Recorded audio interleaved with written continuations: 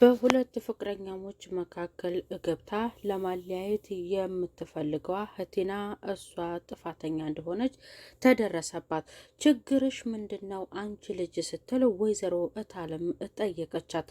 እሷ አንድም ቁም ነገር አታወራም፣ ውሸታም ናት እታለም፣ አንቺ አታምንኝም ወይ ሲል ዴቭ ለወይዘሮ እታለም ተናገረ።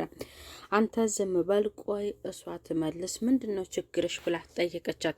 በቃ ይቅርታ አድርጊልኝ ብላ ለወይዘሮ እታለም ውሸቷን እንደሆነና በሐሰት ከባርኮቴም እንዳልተላከ ለእታለም ነገረቻት። አንድ ልጅን ስሙን ለማጥፋት በዚህ ልክ በሱ ስም ለምን የሱን ስም ማጥፋት አስፈለገ? ምንስ አድርጌሽ ነው ስትል ጠየቀቻት።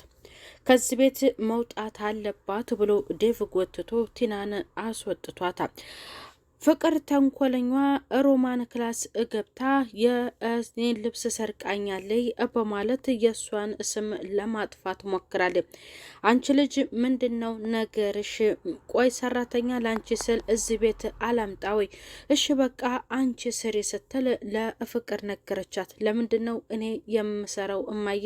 ለእኔ ሳታዝኒልኝም ወይ ስትል እናቷን ጠየቀቻት።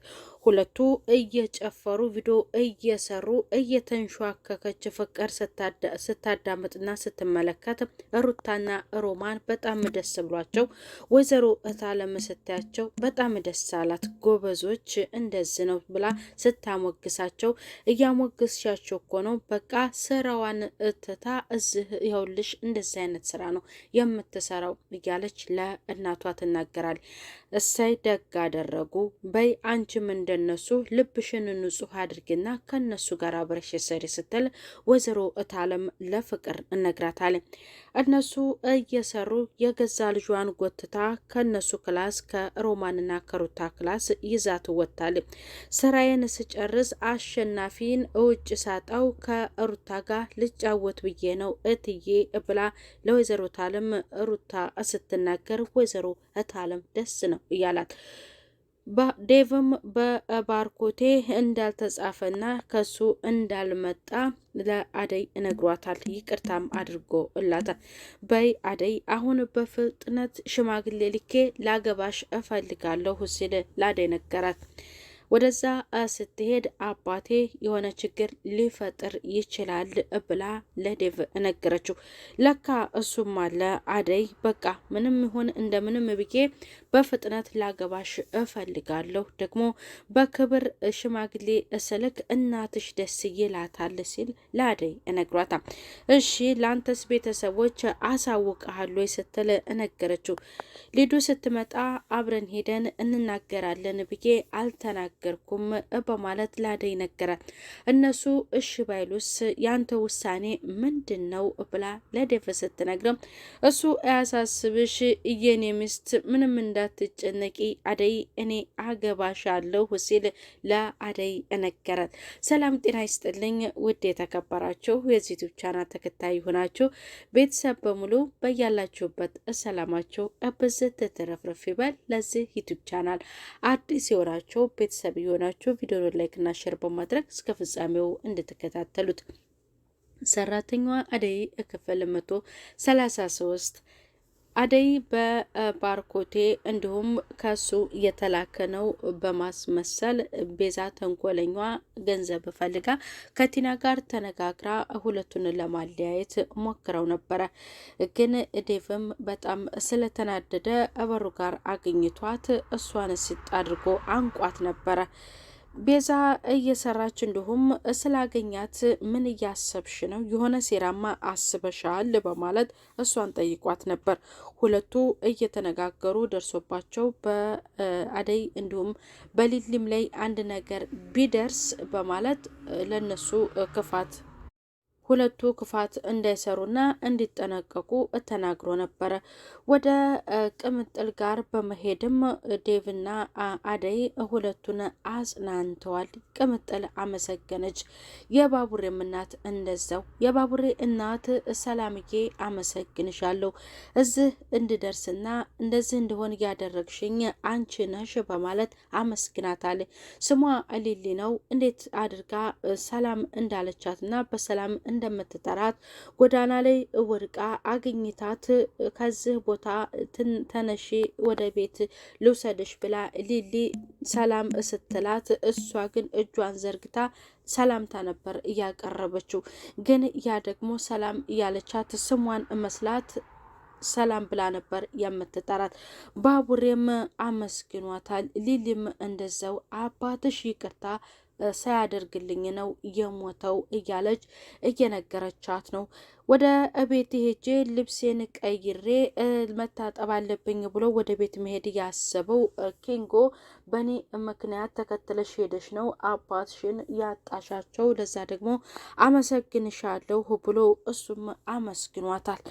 እሷ እንደተቀመጠች የእሷን ግንባር አጠገቡ ባቡሬ አጠገብ ሲስማት እኔ ያለሁ እያለ እሱም እየሳቀባቸው ነበር። በቃ እግዚአብሔር ያጽናሽ፣ አሁን መሄድ አለብን፣ ፍቀጂልኝ ቅምጥል አደይን ይዣት ልሂድ አላት ዴቭ። እሺ በቃ በማለትም እፈቅዳላቸው ዴቭ ይዞ ሊሄድ ነው።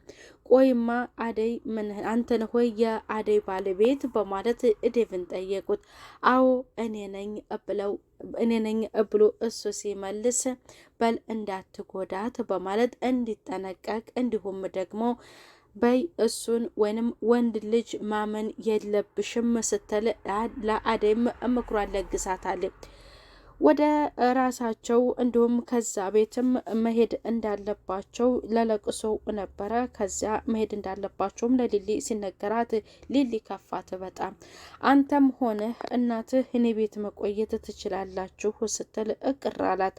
አመሰግንሻለሁ ስለ ሁሉም ነገር በቃ አሁን ደግሞ ያ የጎዳሽ ኤላን የእሱን የጎዳሽን እያስታወስሽ እንዳትጎጂ ሲከፋሽ እየደወልሽ እኔን ጠይቅኝ ብሎ ባቡሬ ሲነግራት በጣም ቅር አላት። ወይዘሮ እታለም እነኛን ሁለቱ ልጆች አስጠንቅቃለች ቤዛ፣ እንዲሁም ደግሞ አብራት እየሰራችው ቲና ከዛ ቤት እንድትሄድ። ቲና በድጋሜ አገኘቻትና ያንን ዴቭንና አደይን ዳግመኛ እንድትጎዳላቸው እንደ በፊቱ አበባ ምናምን ደብዳቤ ሳይሆን በጣም እነሱን ማለያየት የሚፈልግና ጠንከር ያለ ነገር ነው መስራት ያለብሽ። ጭራሽ ቤት ሄጄ እታለምም ሰምታለች፣ አመነጫጨቀችኝ፣ ጎትተው ነው ከዛ ቤት እያስወጡኝ ስትል ለቤዛ ነገረቻት። እሺ እዛ ቤት ሄደሽ የኔ እጅ እንዳለበት ወይንም እኔም እንዳለው ተናግረሽ ከሆነ አለቀልሽ ስትል ለቲና ትነግራታለች። ያንን መናገር አልተናገርኩም፣ ግን አሁን መስራት አለብሽ። በቃ እኔ ከዴቭ ጋር እንድትኖር አልፈልግም አደይ ስትል በድጋሜ ሌላ ነገር እንድትሰራላት አስባል። ለሱ አታስቢ፣ ግን ገንዘብ ጨምሪልኝ ስትል ነገረቻት። 5 ሳንቲም አልጨምርም ብላ ነገረቻት። እና በዛው ብር ልሰራልሽ ፈልገሽ ነሯል ወይ ስትላት ችግር የለም አንቺ ስሪው እንጂ እኔ ጨምርልሻለሁ ብላ በድጋሜ ሌላ ተንኮል እንድትሰራላት አስባል። ወይዘሮ እታለም ያስደስታት የሮማንና የሩታ ፈታ ማለት ለቤዛ ደግሞ በጣም ቅናት እንዲሁም አንጨርጭሯታል። ልብስ ጠፋኝ ብላ ለማጣላት ያሰበችው የእሷን ልብስ ሮማን ክላስ ወስዳ ትራስ አድርጋባታል። ወይዘሮ እታለም ድንገት ከቻለች ስታነጣጥፍ፣ ቆይ አንቺ ልጅ በአንቺ ምክንያት እዚህ ቤት ሰራተኛ ይንጣዊ ምንድን ነው የምታደርገው? ምን ባደርግሽ ነው የሚሻልሽ? እያለች በጣም ተበሳጭታል። እሺ ሰራተኛ እንዳይመጣ ከፈለግሽ አንቺ ስራውን ስሪ፣ ምንድን ነው ችግርሽ? እንደዚህ ሰላም ያሳጣሽ ስትል በጣም ቆጣ ብላ ልጇን ተናገረቻት። እማዬ እኔ ምን ላድርግ ብላ አሁንም ለእናቷ ምንም ክብር ሳይኖራት በቁጣ መልሳላታለች። ሮማን ለመተኛት ወደ ክላስ ስትገባ ክላሱ ብርድ ልብሱን ገለጥ ስታደርግ የፍቅር ጃኬት አለ። እየተንጦለጦለች ፍቅር ራሷን ነገር ለማበላሸት ስለሆነ ወደዛ ክላስ የገባችው ጃኬቴን እዚህ ያመጣሹ ሰርቀሽ ነው ብላ ተነሺ በማለት ያንን በእጇ አሲዛ እየጎተተች ወደ ሳሎን ወሰደቻት። ሮማን በጣም ደነገጠች። ሩታም ተቀምጣለች። እማዬ ተመልከች እያለች ለእናቷ ስታሳይ የዛሬው ቪዲዮ ያልቃል ማለት ነው። በማታውቀው የተጠረጠረችው ሮማን በማታውቀው የተጠረጠረችው ሮማን በቀጣዩ በሮማን ወይንስ በፍቅር ላይ ምን አይነት ውሳኔ ወይዘሮ አለም ተወስን ይሆን? ሩታ ከሮማኔ ጎን ናት። ልጇ ተንኮለኛ መሆኗን ጠንቅቃ ታውቃለች። ኪንጎም ገንዘብ ተቀብሏል ብሎ ለአደይ ሲነግራት አንተም ለካ እኔም ጠርጥሬ ነበረ፣ በእኔና በዴቭ መዋደድ አንተ ደስተኛ አይደለም ስትል ደመቀን ወቅሰዋለች። አንተ ምን እየሆንክ ነው? እኔ እንደዚህ ለምን አሰብኩኝ? ለምን እንደዚህ ብለህ ለአደይ ተናገርካት? በማለት ደግሞ አመነጫጭቆታል ኪንጎን። ኪንጎ መሄድ አለብኝ፣ ከቅምጥል ጎን መሆን አለብኝ በማለት ደግሞ ወደ ቅምጥል ጋር ተመልሶ ሄዶ እኔ አባቷ ይቅርታ ሲያደርግልኝ ነው እየሞተው፣ አንተ ደግሞ ልጅን እንዳታስቀይማት በማለት የቅምጥል እናቷ ለደመቀ ለኪንጎ እነግረዋለሁ። ኪንጎም ደግሞ እየተሄደ ነው በማለት ቅምጥል ስትነግረው ሻወር ልወስድ ሄጄ ነው ሲል መልሶላት፣ ቅምጥልም እሺ እኔም ልታጠብ በማለት ስትል እናቷ እንደ ልጅነትሽ ውሃ ሞቅል አድርግና እኔም ገላሽ ልጠብሽ ስትላት፣ እንዴ ያን ጊዜማ ልጅ ነኝ፣ አሁን እኮ ትልቅ ነኝ፣ ልታሳፍርኝ ነው እንዴ? ራሴን ችዬ ነው የምታጠበው ስትል ለእናቷ መልሳላታለች።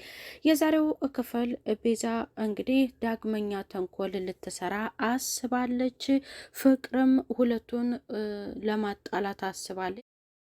በቀጣዩ ክፍል ቤዛና ቲና እንዲሁም በውሸት ልብሴን ተሰረቁ ያለችው ፍቅር ወይዘሮ እታለም ይህንን ስታይና ስትሰማ ምን አይነት እርምጃ ትወስድ ይሆን የሚለውን በቀጣይ ክፍል የምናይ ይሆናል። ቤተሰብ ያላችሁበት ሰላም ቆዩልኝ። ባይ ባይ።